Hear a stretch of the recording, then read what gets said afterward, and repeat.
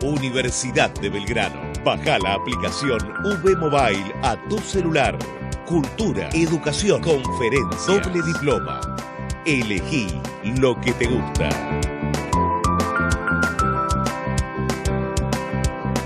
Formamos ciudadanos del mundo.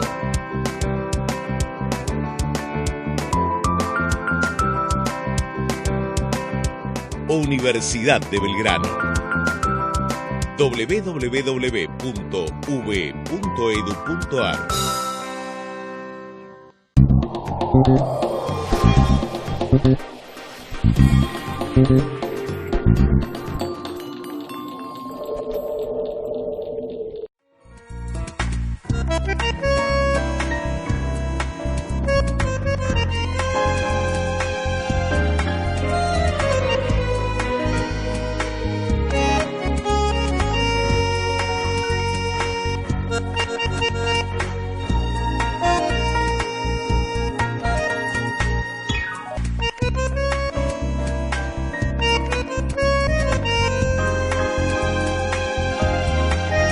Hola, bienvenidos a Universidad Crítica, el programa creado y conducido habitualmente por el doctor Avelino Porto.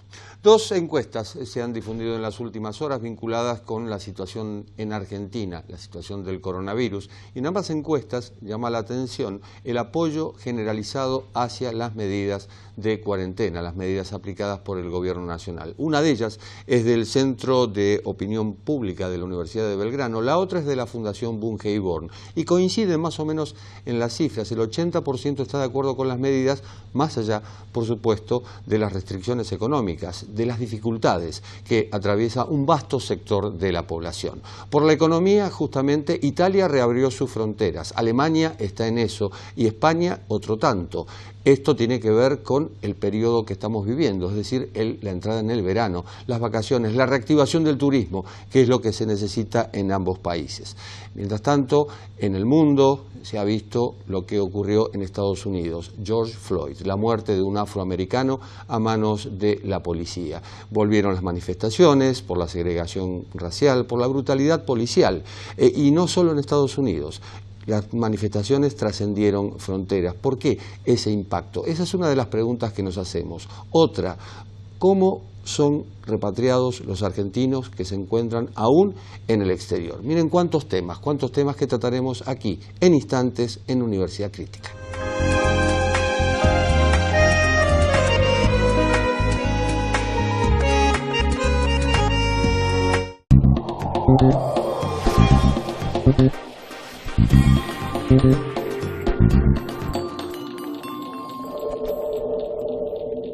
Universidad de Belgrano. Esta es nuestra vida universitaria. Trayectoria, credibilidad, prestigio.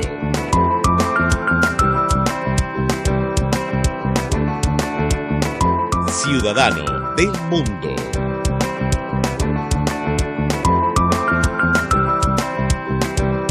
Universidad de Belgrano. www.v.edu.ar.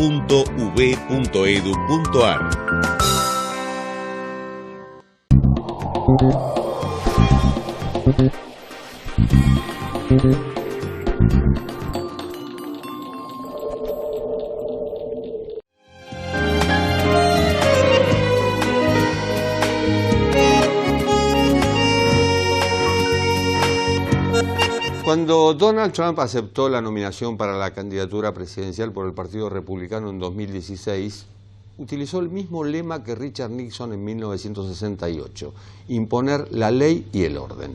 Ese lema es el que está usando actualmente después de la muerte de George Floyd, de los disturbios, de los saqueos y del envío del ejército, de la Guardia Nacional a los estados que en muchos casos son gobernados por gobernadores demócratas en un año electoral y se niegan al despliegue del ejército allí, que en realidad no está permitido, en realidad no es para este tipo de disturbios y saqueos que se puede utilizar al ejército. Lo hizo en su momento George Bush, padre, en 1992, después del asesinato de Rodney King, un taxista negro en Los Ángeles, pero no había o no hay precedente, más allá de otros en la historia, de esta medida tan drástica que está tomando Donald Trump. Frente a esto, por supuesto, el drama paralelo, el coronavirus en Estados Unidos. Y un tercer reto, ¿cómo será el Estado después de la pandemia? Bueno, sobre todos estos temas vamos a hablar con Santiago Cantón. Santiago Cantón fue secretario de Derechos Humanos de la provincia de Buenos Aires, fue secretario ejecutivo de la Comisión Interamericana de Derechos Humanos de la Organización de los Estados Americanos y fue el primer relator para la libertad de expresión de las Américas. Santiago, ¿cómo estás? ¿Qué tal, Jorge? Buenas tardes.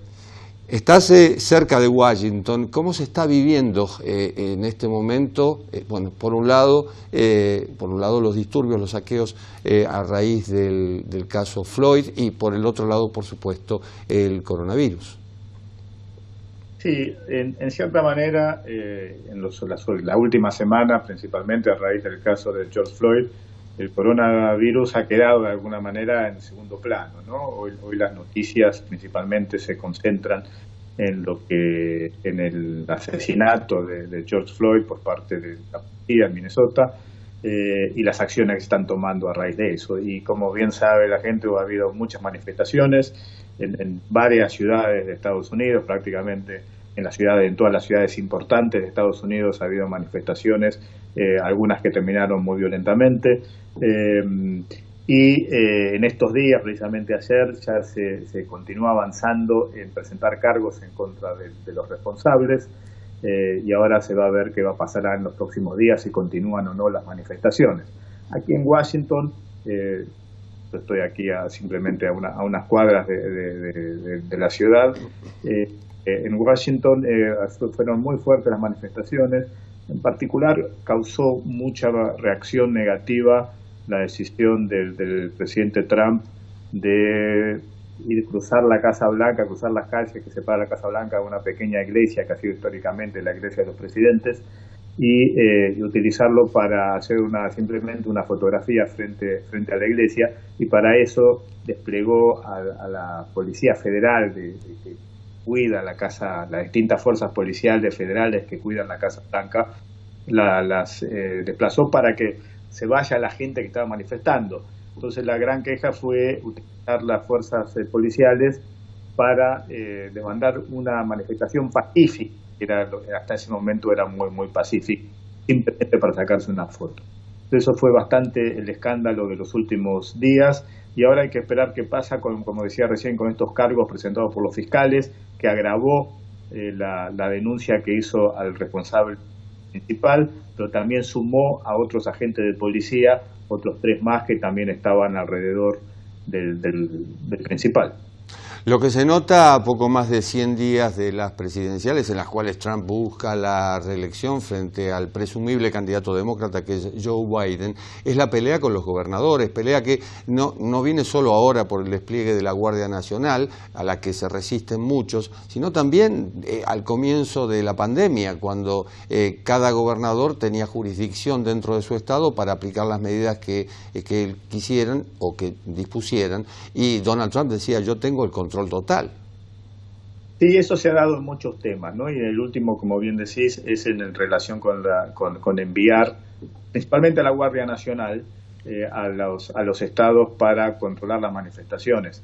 En relación con la Guardia Nacional, puede hacerlo el presidente, pero a pedido de los gobernadores, y Trump lo planteó como él lo puede hacer de cualquier manera, y eso creó bastante una reacción negativa de muchos gobernadores que salieron a decir que de ninguna manera va a permitir que la Guardia Nacional vaya. En relación con el ejército es aún más grave la situación, porque hay una distinción muy fuerte de cuál puede ser el rol del ejército y una reacción muy negativa por parte de muchos que el ejército participe en actividades de control típico interno. Y lo han rechazado prácticamente. La gran mayoría de los gobernadores, por lo menos demócratas, han rechazado que el ejército sea desplegado a los estados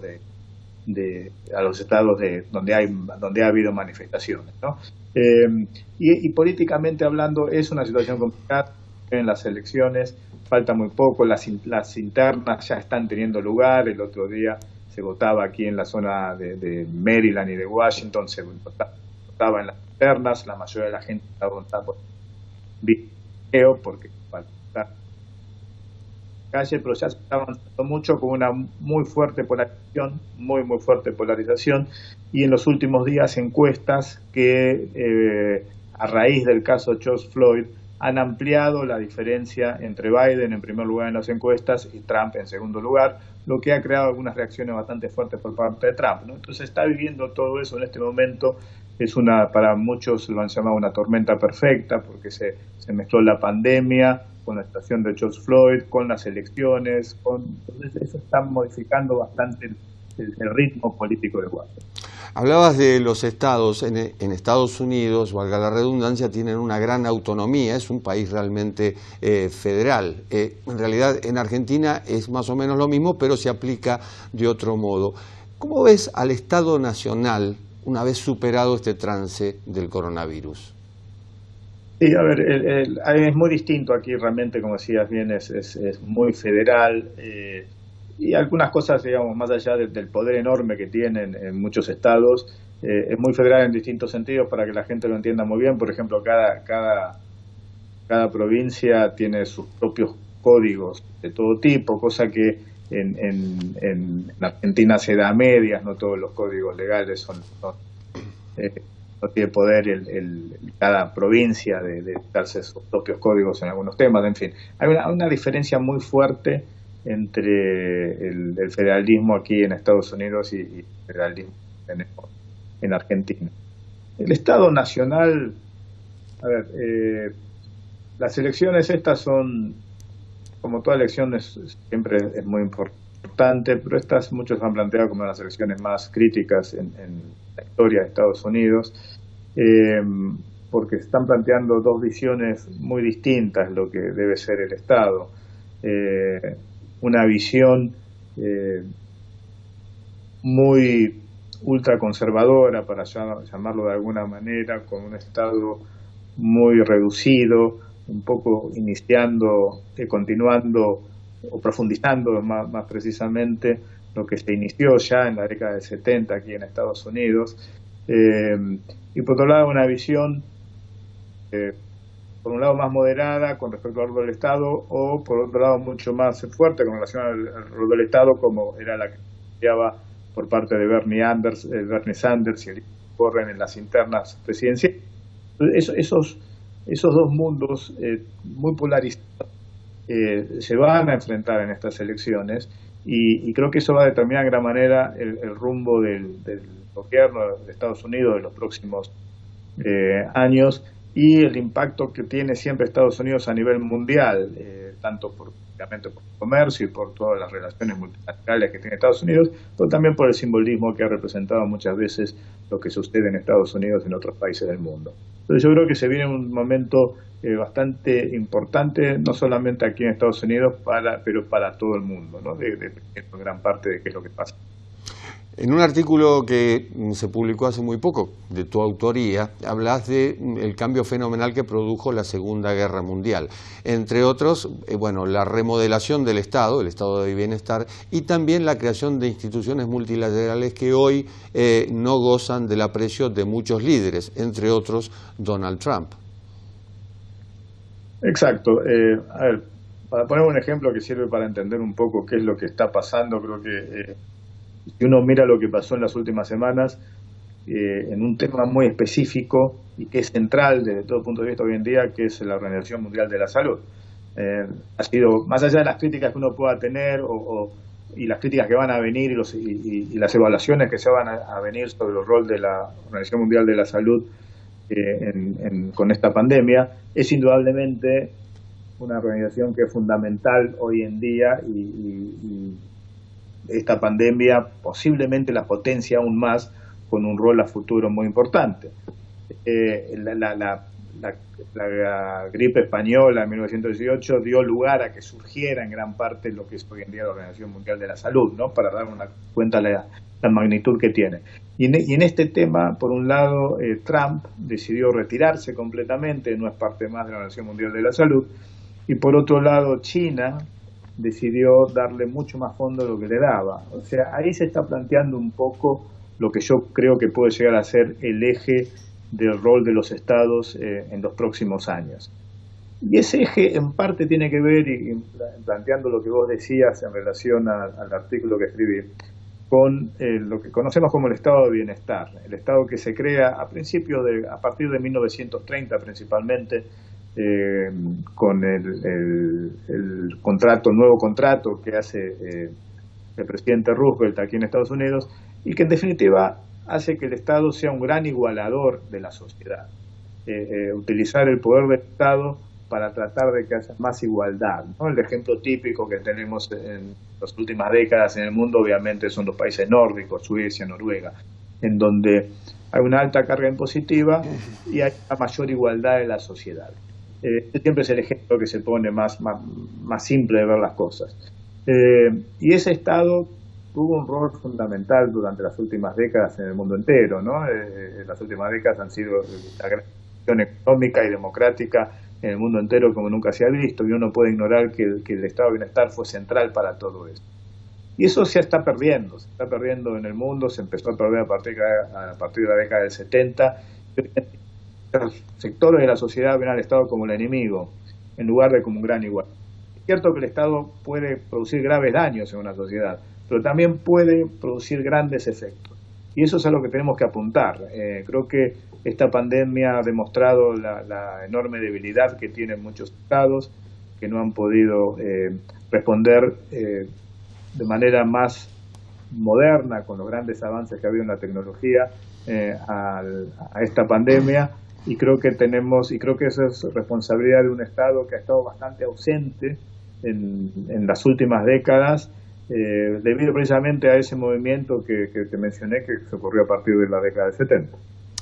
Retos que deparará el final de esta pandemia, que ojalá sea pronto. Uno de ellos es, por supuesto, no confundir Estado con gobierno. Santiago Cantón, abogado, profesor, muchas gracias. No, gracias a vos, Jorge. Un abrazo. Un abrazo. Pausa, volvemos.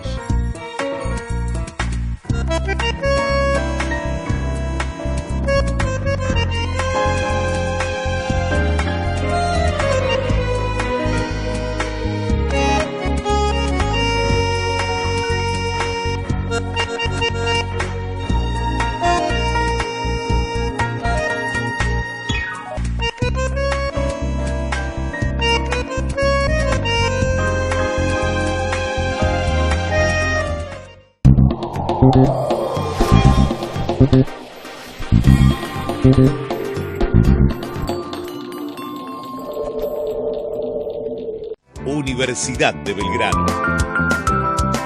Esta es nuestra vida universitaria. Trayectoria, credibilidad, prestigio.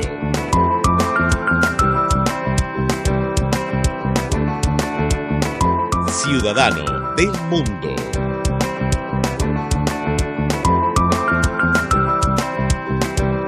Universidad de Belgrano. www.ub.edu.ar.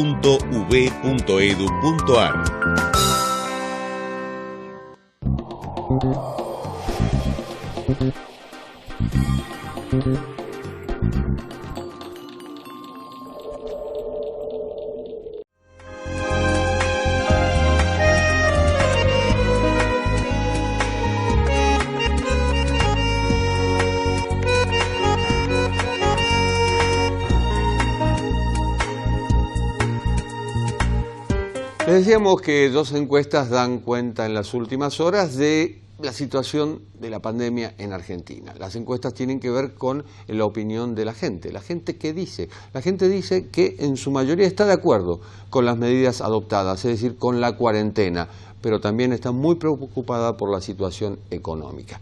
¿Dónde queda frente a esto una posición y la otra? ¿Hay una contradicción? Bueno, estamos en comunicación con Gabriel Palumbo, al que tengo el gusto de saludar, que es sociólogo, analista político y crítico de arte. Gabriel, ¿cómo estás?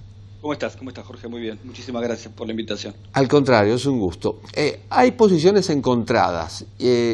Por un lado, la gente que dice, bueno, no, está bien que nos cuidemos, es decir, salud. Por otro lado, la gente que dice, no, esto no puede seguir así, economía. Y en las últimas horas también ha habido un documento cuyo título, o digamos, cuya palabra principal es infectadura, documento que ha firmado. ¿Estás de acuerdo con que esto es una infectadura? Yo fui bastante crítico con la palabra en sí, en realidad. Me parecía que, lo voy a decir en una doble dimensión, me parece que en algunos casos puede ser exagerada la palabra, ¿no? En tanto da cuenta de una dictadura, ¿no? La terminación de la palabra daría cuenta de una dictadura, y yo claramente no creo que estemos en una situación como esa en este momento. Lo que yo me quedo del documento es efectivamente el título, porque eso fue lo que generó más polémica, y en alguna medida también lo que ayudó a instalarlo, porque probablemente todos los que firmamos esa nota habíamos escrito 3 o 4 o 5 notas en medios más o menos importantes, notas mejores, peores o regulares, y nadie nos prestó demasiada atención. Y con esa palabra, ese documento se instaló como 4 días en la conversación pública. Por lo tanto, los niveles de eficacia de esa palabra fueron enormes, independientemente de cuánto me guste o no a mí.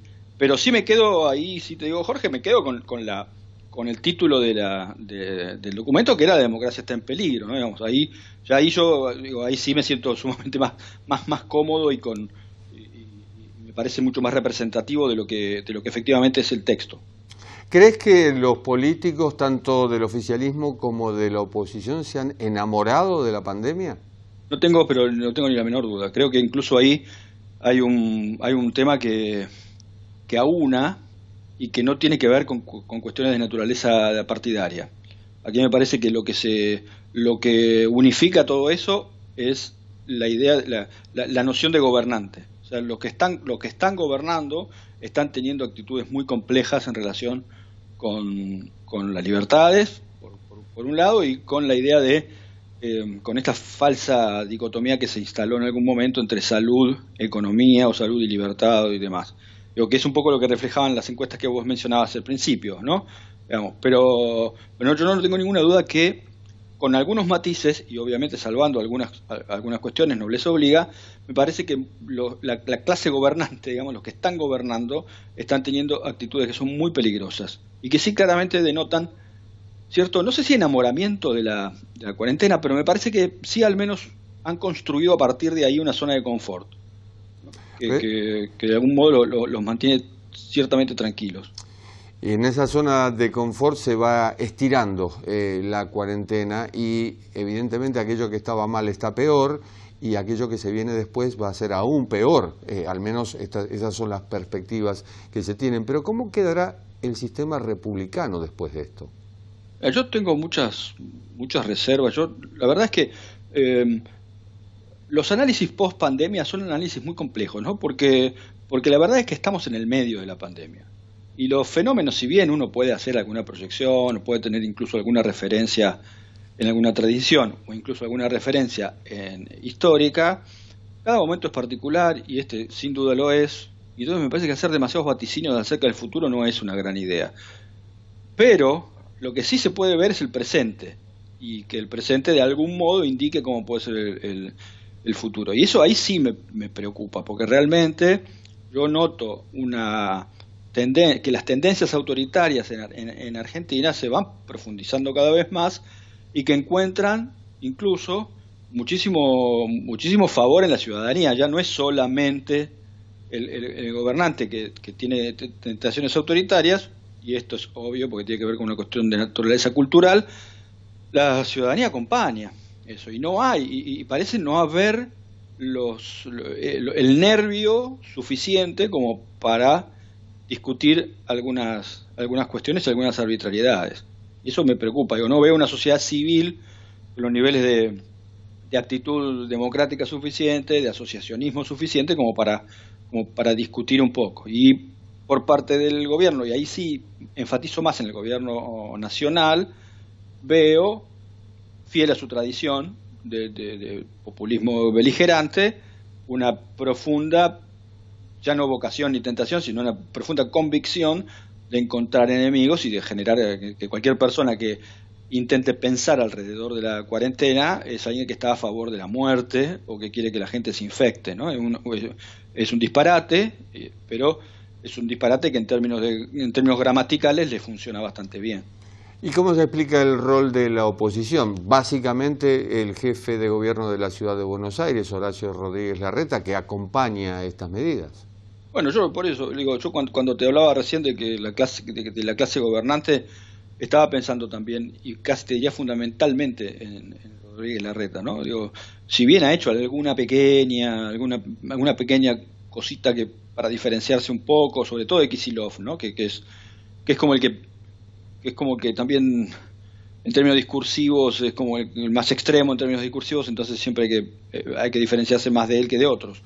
Pero yo no veo que las actitudes del gobierno de la ciudad sean demasiado diferentes. De hecho, también pensemos después los trata mejor, ¿no? Digo, por ejemplo, cometió un error enorme con el tema de los más de 70 años, ¿no? Hubo reacción ahí, por parte de la ciudadanía, y después, bueno, digamos, los equipos de comunicación que los tienen bien aceitados en el gobierno de la ciudad, más o menos reorientaron esa cuestión, pero que en definitiva se trataba también de un ejercicio de control social muy fuerte a una población que además todos sabemos, porque hay un punto también en donde la información está dada de un modo muy sesgado por casi todos, y entonces eso se convierte en un problema. Porque esta idea de pensar que porque se tiene más de 65 años o de 70, ya necesariamente se forma parte de la población en riesgo, es una verdad a medias. En tanto que si yo que tengo 53 tuviera algún problema concomitante o una cuestión cardíaca, estaría en un problema de riesgo aún no teniendo esa edad. Y alguien que tiene esa edad, si no tiene ningún problema y tiene una buena salud, probablemente no lo tenga. Entonces me parece que no se han hecho los suficientes esfuerzos para distinguir, y además me parece que hay una cuestión que es también muy idiosincrática en términos de la política y de la cultura política argentina, que es la nula presencia de la idea de libertad en cualquier discurso político. Uno mira los discursos políticos de los gobernantes argentinos y la libertad no es una dimensión probable. Y entonces ahí tenés un problema. Y eso no pasa en otros lugares del mundo. Mirás el discurso de la calle Pou, acá al lado, ¿no? Acá enfrente, y es un discurso centrado en la libertad. Ayer, para pensarlo incluso en costados laterales en términos ideológicos. La escuchabas a Bachelet hace 2 días en una intervención, lo mismo, la libertad, y lo escuchás a Macron y sucede exactamente lo mismo. O sea, y en la Argentina no aparece eso, no aparece la dimensión de la libertad en ningún momento. Aparece la economía, aparece la salud, aparece el trabajo, aparecen un montón de cosas, pero la libertad no aparece. Y ese es un problema central, porque es muy difícil articular una democracia sin tener en cuenta la estación de la libertad. Y a eso habrá que sumarle, después de la pandemia, habrá que sumarle, entre otras cosas, las condiciones preexistentes, negociación de deuda, es decir, todos aquellos obstáculos que ya tenía la Argentina y que va a tener que volver a enfrentar. Sin duda, con un agravante, me parece, porque a mí yo ahí ya no... De esto tengo pocas dudas. Me da la sensación de que el gobierno ha optado entre las consideraciones que seguramente se hicieron dentro del gobierno para mantenerse en esta zona de confort en la cuarentena. Me parece que una no menor es la posibilidad ilusoria de meter la crisis económica argentina dentro de la crisis económica global, ¿no? Es decir, el mundo va a estar muy complejo en términos económicos. A nosotros nos pasa exactamente lo mismo, cuando eso es claramente falso, digamos, y los problemas de la economía argentina son preexistentes y además no tienen nada que ver ni por su naturaleza, ni por su temperamento, ni por su alcance con problemas económicos que pueda tener Europa, por ejemplo, o los Estados Unidos. Pero esta intervención de Kicillof, la crisis económica es por el virus, me parece que es sumamente gráfica, porque además es el virus, ni siquiera la pandemia o la cuarentena, sino el virus. Por lo tanto, es como una cosa media, casi esotérica, ¿no? ¿Qué se puede hacer frente a eso? Me parece que el gobierno tiene una idea de meter la crisis económica, que claramente no le estaba pudiendo hacer frente, y de hecho ni siquiera empezó a poder hacerle frente, hay que ser realista, digo, se encontró con esto a 2 meses de asumir. Pero claramente no es que nuestras dificultades económicas tienen que ver con la pandemia o con el virus. Es el día a día, Gabriel, y efectivamente también es ¿acaso la imposibilidad de ver el mediano o largo plazo más allá del próximo fin de semana? Esto es Argentina. Gabriel Palumbo, muchísimas gracias. A ustedes, por favor. Muchísimas gracias. Encantado. En instantes volvemos.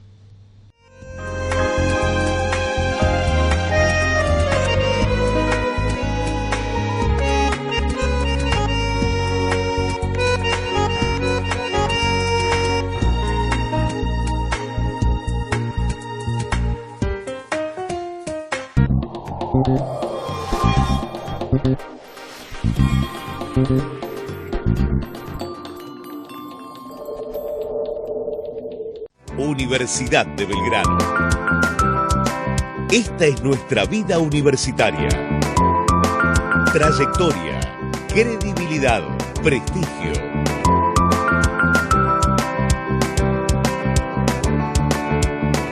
Ciudadano del mundo.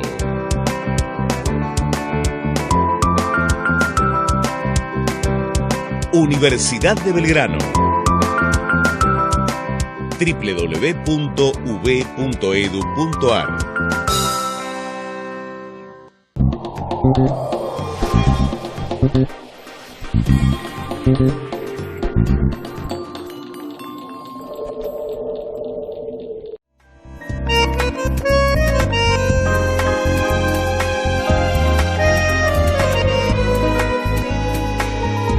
La drástica caída de los ingresos preocupa mucho a empresarios de todo calibre. Estamos hablando de pagos a proveedores, de pagos de salarios, estamos hablando del medio aguinaldo, que es el que se viene, impuestos, servicios, es decir, se ha roto en muchos casos la cadena de pagos.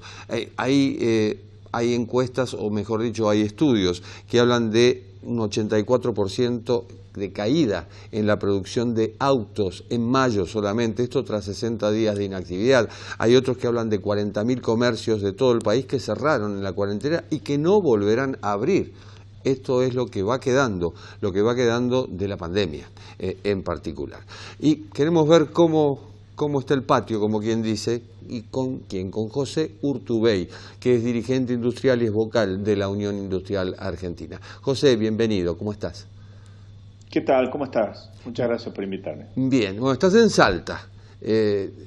Acá en Salta donde la reclusión no es total, hay alguna posibilidad de circular y yo te diría que la economía prácticamente funcionando a un 90%, ¿no?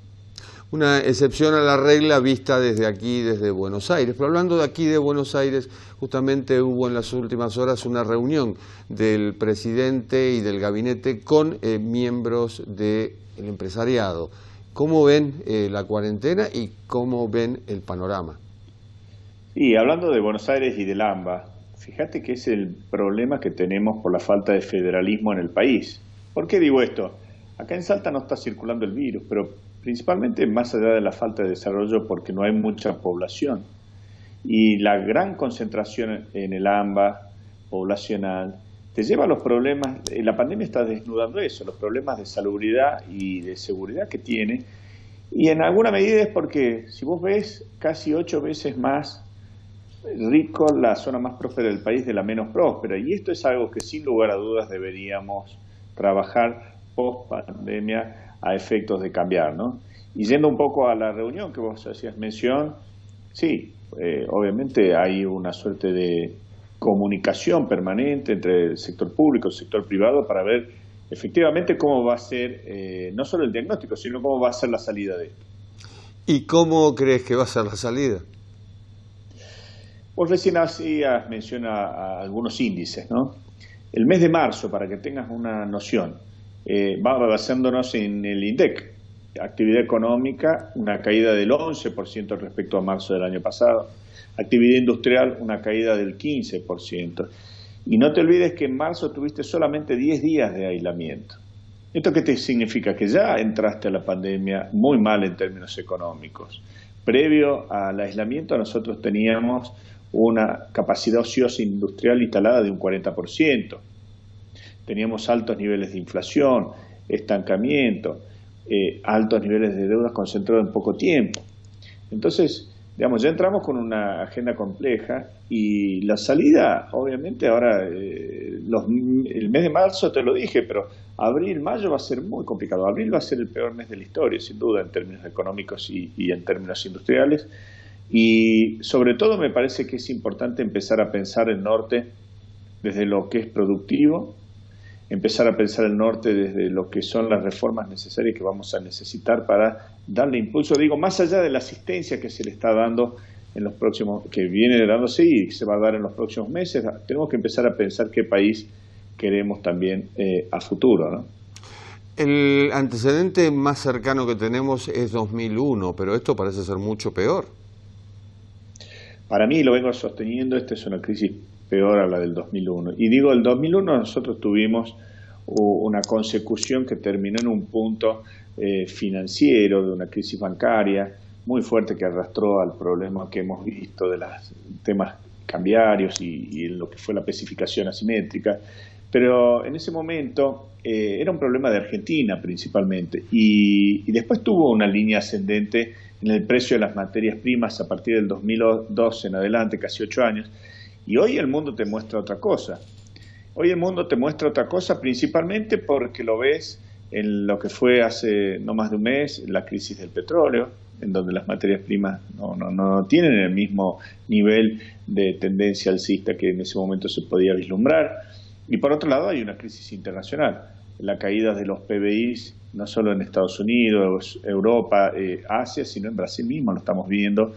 Y nosotros, la salida exportadora es la salida principal que tenemos para este problema. Y por eso me animo a decirte que estamos en una situación complicada, quizás peor que la del 2001. Bien decías que lo de 2001 fue un problema nacional. Ahora, ¿conviene o perjudica que esta crisis sea global?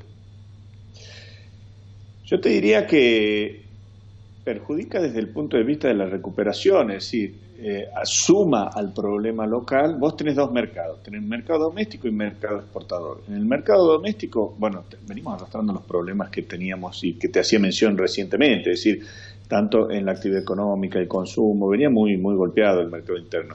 Y el mercado exportador, si los países también están en una situación complicada, bueno, también seguramente, y lo estamos empezando a ver en la guerra comercial de Estados Unidos con China y la reacción de Inglaterra, cada uno empieza a proteger un poco lo suyo. Bajaron las importaciones, bajó el consumo, evidentemente, la inflación realmente la desconocemos, y sobre todo porque estamos en estos meses tan críticos. Ahora, la pregunta es, los bancos, ¿qué papel deberían ocupar desde el punto de vista de los empresarios? Yo creo que los bancos, inicialmente entraron con unas líneas de créditos que estaban pensadas para una cuarentena de 14 días. Después se fueron acompañando esas medidas bancarias con las asistencias de trabajo y producción que todavía siguen vigentes y todo lo que fue la asistencia social, ¿no? Pero yo creo que el crédito, para que tengas una noción, prepandemia, 14% del PBI es lo que se prestaba al sector privado. Sin lugar a dudas es de los porcentajes más bajos de la región y es lo que hay que revertir. Eso también implica quizás que desde el Banco Central vamos a necesitar que tenga, y sobre todo en esta crisis, y siga teniendo también posiciones más extraordinarias que lo habitual, ¿no? Otra preocupación es el empleo. ¿En qué medida puede afectar esta pandemia? Y dentro del empleo también ese 40% en negro que hay en Argentina y que no se revierte porque no hay voluntad política, evidentemente. Mira, hoy el empleo está contenido, sobre todo por el nivel de asistencia que están teniendo las empresas y las pymes, sobre todo, con estos programas que te hacía mención de asistencia técnica para la producción y el trabajo. De todos modos, va a estar muy de la mano con lo que pase con la suerte de las empresas. Si las producciones, las empresas se empiezan a caer con problemas muy fuertes de subsistencia, y bueno, eso va a tener un eco negativo sobre el empleo. De todos modos, el esfuerzo creo que se están dando dentro de todos los sectores, digo, no solo los sectores empleadores, sino los sindicatos y el Estado para mantener y que el sufrimiento sea lo menor posible. Nos quejamos por mucho impuesto y mucho impuesto distorsivo en Argentina. En este momento el gobierno está asistiendo a empresas para pagar sueldos y también está cargando con una mochila muchísimo más pesada que la previa a la pandemia. Frente a eso, ¿qué nos espera?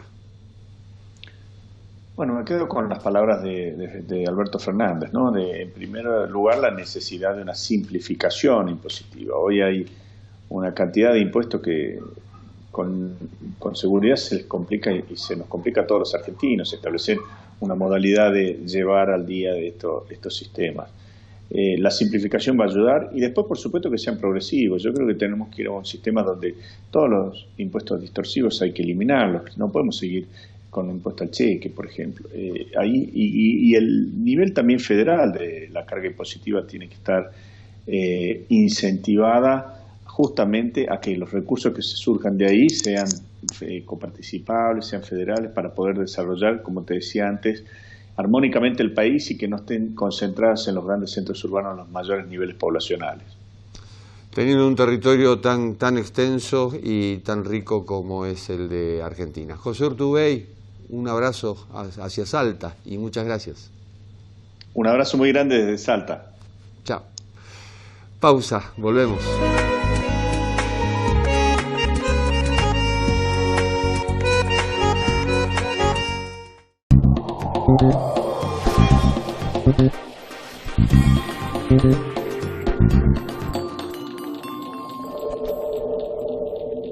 Universidad de Belgrano. Baja la aplicación V Mobile a tu celular. Cultura, educación, conferencias, doble diploma. Elegí lo que te gusta.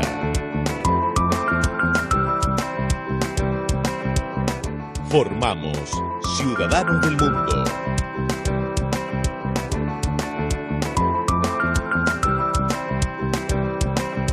Universidad de Belgrano. www.v.edu.ar.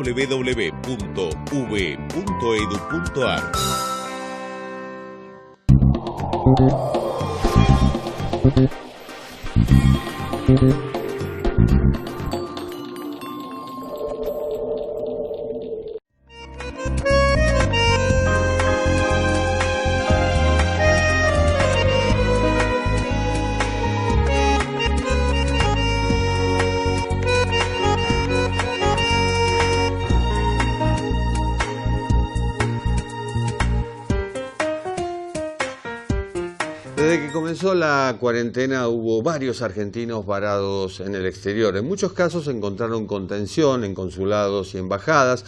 En otros casos pudieron regresar de inmediato, pero hubo quienes debieron permanecer mucho tiempo en esos países de destino. Los pescó la pandemia, es decir, no fueron a buscarla, sino que los pescó allí. Y un caso curioso ocurre en Barbados. Llevan 3 cruceros, de los cuales argentinos son repatriados. Y esto ha sido gracias a la labor del embajador argentino en Barbados, Gustavo Martínez Pandiani. Embajador, ¿cómo estás? Hola Jorge, gusto saludarlos, como siempre. Gracias por estar siempre cerca de nosotros, a pesar de la distancia.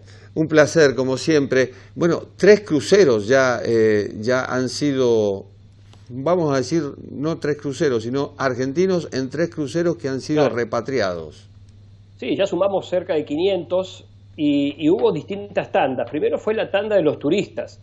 Mucha gente que fue al crucero del amor y terminó en el crucero del terror porque durante varios días no los dejaban bajar, ninguna isla les permitía amarrar y empezaron a dar vueltas por todo el Caribe, pero bueno, Barbados tuvo una política más flexible, pudimos pedirle a la primer ministro, y lo he hablado con ella varias veces, y la verdad que fue la que demostró un carácter humanitario increíble, nos ha permitido que nuestros ciudadanos puedan estacionar los barcos, vamos a decirlo así, amarrar los barcos, y luego se hizo un operativo, un salvoconducto, para que los argentinos puedan pasar del barco al avión y volver a la Argentina. Suena fácil, Jorge, pero puedo asegurarles que esto fue una pesadilla logística. En marzo fue la primera tanda, fue todo muy difícil. Además aprovechábamos los repatrios de las empresas de cruceros para meter ahí los argentinos sueltos que nos iban quedando. Una científica de la Universidad de La Matanza que estaba haciendo investigaciones en Martinica, jugadores de fútbol que jugaban en Antigua y Barbuda, un joven que tocaba la guitarra en una banda que había quedado en otra isla, bueno, muchos casos, y al final, este fin de semana, ya nos habíamos terminado el asunto de los turistas, y ahora viene la segunda tanda. Son los laburantes, los trabajadores argentinos que quedaron en esos cruceros.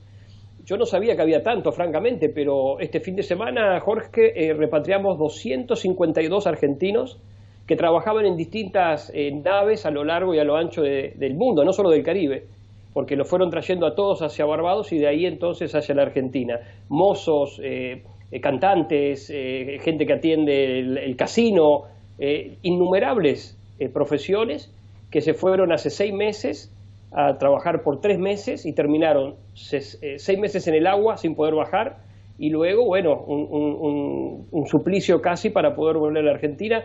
Hoy están todos en casa muy felices. ¿Ha habido casos positivos de COVID-19 entre los argentinos?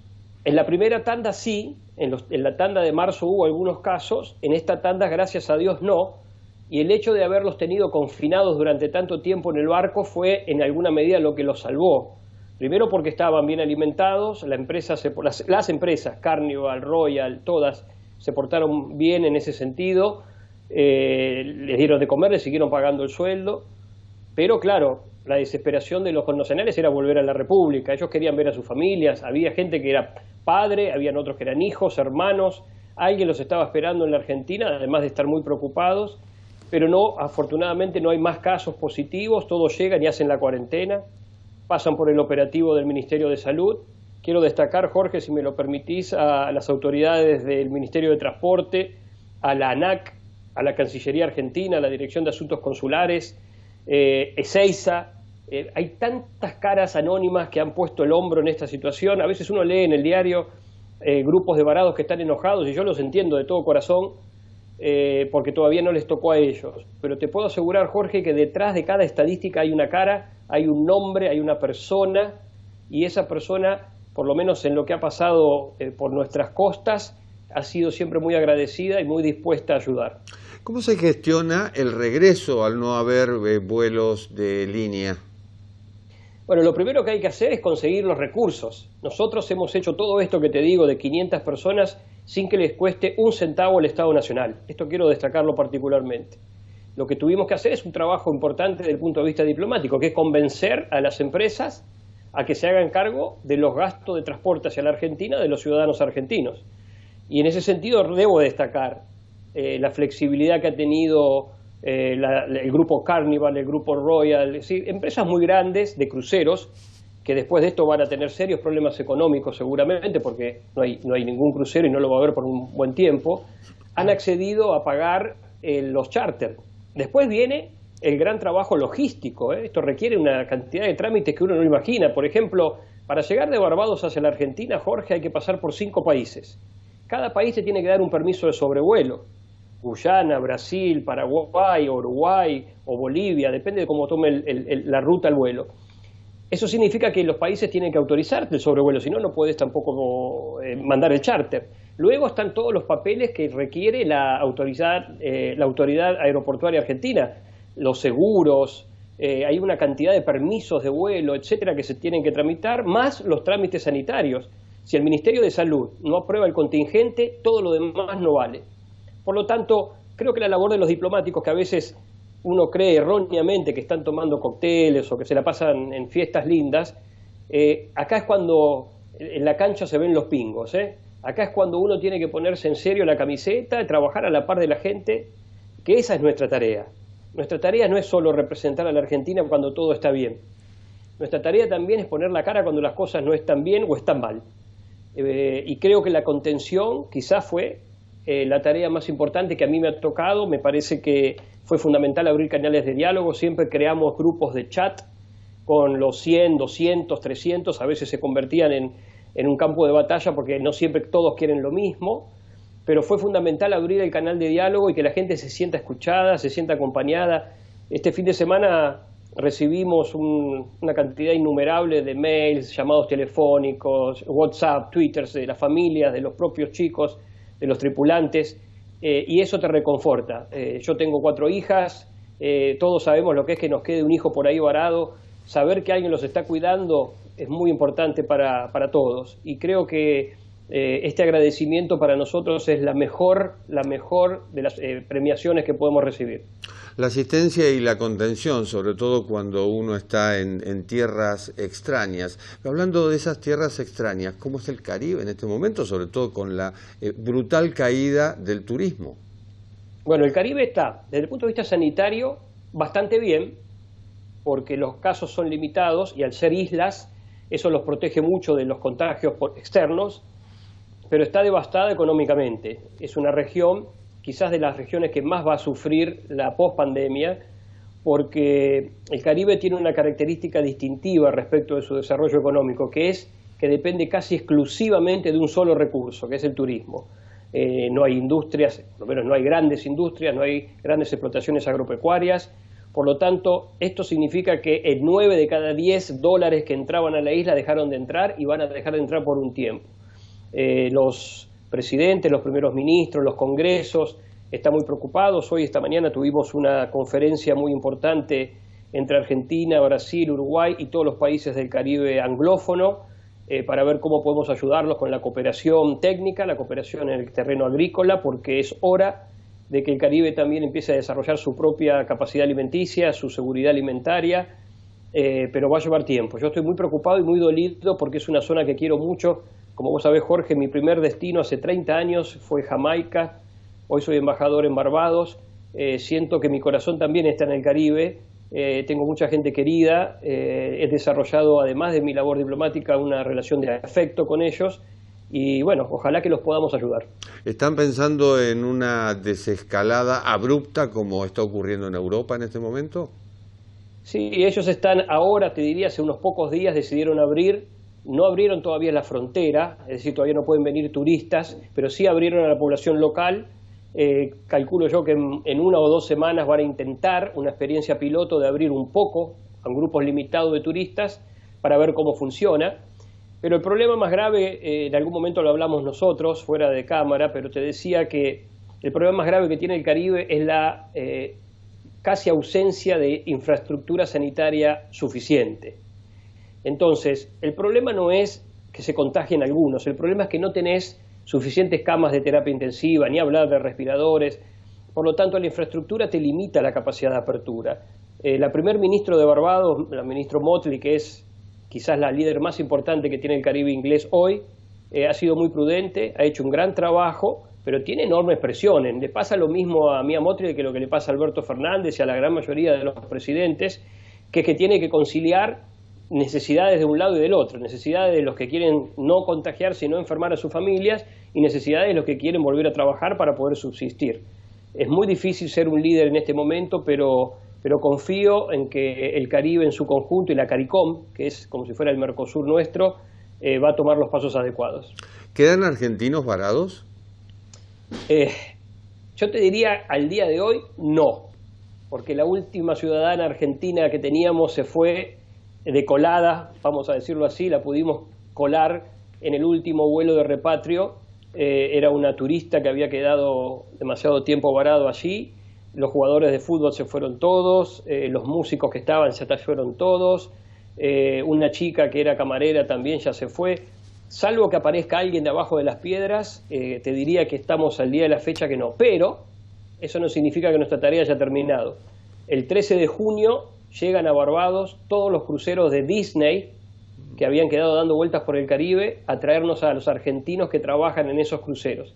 Por lo tanto, la historia se reinicia y ahora nos tocará, una vez dejado de lado las otras compañías, nos toca Disney.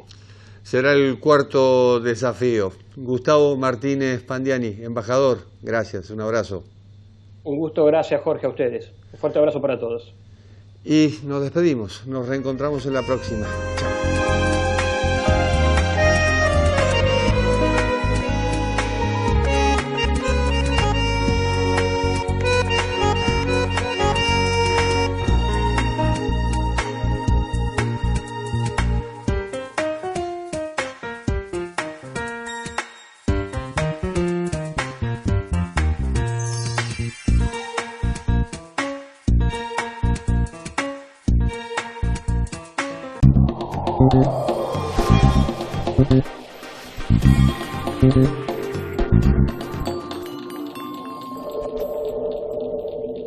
Universidad de Belgrano.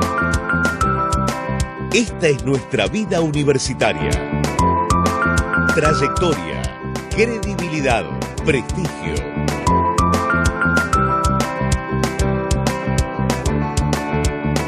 Ciudadano del mundo.